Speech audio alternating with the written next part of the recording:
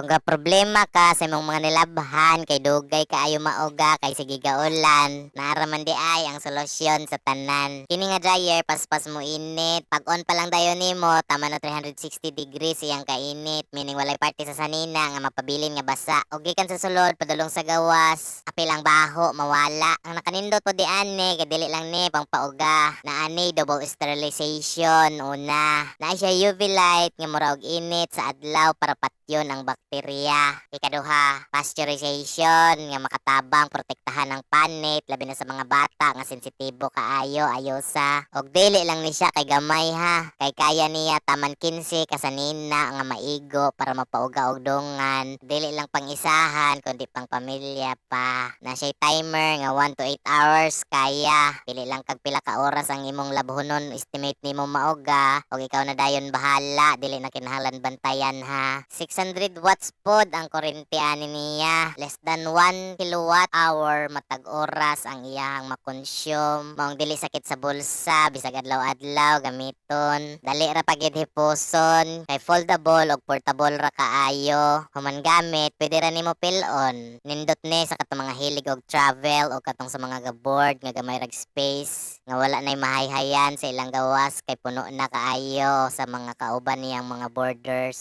Kung kapoy na ka maghulat na maugay imong mga sanina kay tungod aning ulan na, ayaw nakaproblema ha. Kay na kay masaligan nga solusyon nga naara sa sulod sa balay ra. Karon kabalo na ko kabalo na pud mo. Unsa masulti nimo? Ayos na.